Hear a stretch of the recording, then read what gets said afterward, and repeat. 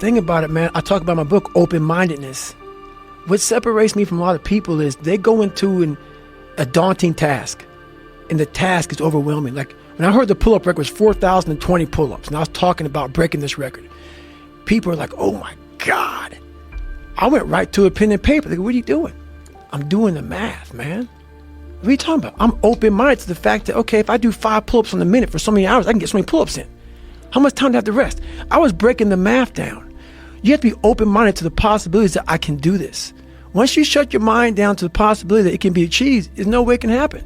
So that's why my eyes and my body light up about things, because I know that if you're in a fight, you have to attack.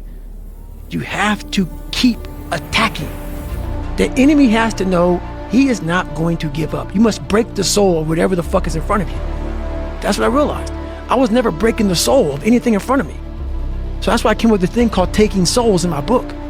I started to devise ways to break a soul of a human being, of an object, of whatever's in front of me. If you keep on attacking something, nothing wants to stand in front of anything that is relentless. Nothing. That's when a lot of stuff started clicking, man. I started watching those instructors on the side. Because, there's 3 shifts. There's 8 instructors, 3 shifts. Because, the guys going through Hell Week, they're up all day and all night for 130 hours. This is the promised land of mental hardening for me. I love this place. And you have the instructors who they've been there, done that. Now they're instructing you.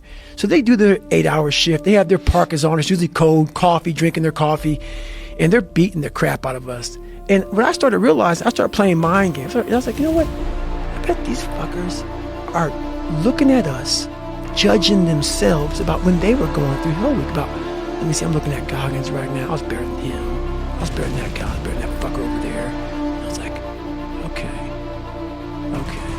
you're gonna judge me, right? So what I started doing was I got my boat crew 2. It's in the book. It's a great great story. I said, come here, guys. It's Wednesday, and everybody's broken, everybody's beat up, man. And like this is when you start moving like a robot. Everybody's like just trying to get through Hell Week now, and your energy's zapped. And they know Wednesday's like that over the hump. And that's another thing. They tell you how you're supposed to feel.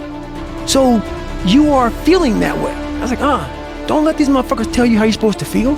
No, it's day 1, motherfucker. This is hour 1.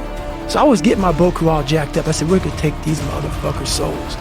So when they had us doing this simple thing that guys were struggling with, Boat Crew 2 was just launching the fucking boat and you're yelling, yeah, you can't fucking hurt us, can't hurt Boat Crew 2. And I looked on the instructors' faces and it looked like someone had just fucked with their soul. And I looked at my guys in my boat crew and I said, hey, guess what? Those motherfuckers aren't fucking tonight. We own space in their fucking head. We own space. They're gonna think about us tonight. They're gonna think about how the fuck. You're killing boners. That's right, charging. And we start fueling off of that. We start fueling off the fact that, man, it takes 1 second of energy to steal everybody's. And then you have all the energy you need. That's all you need. You need to look at someone's eyes. You know how it is when you fight somebody and you broke that motherfucker. He's like, oh God, man, I don't want to go back to the next round. And you feel like, my God, I can fight all day. I can fight all day long. That's what taking souls is. But you have to have the will, the heart, the courage to go that distance when you're exactly jacked up. You have nothing left to give and give more. I learned how to control my adrenals. If you know how you get that fight or flight response when you get to move real quick. Yeah. And I started learning the mind a lot, how to get myself jacked extremely fast, like in a horrible environment when everybody's miserable.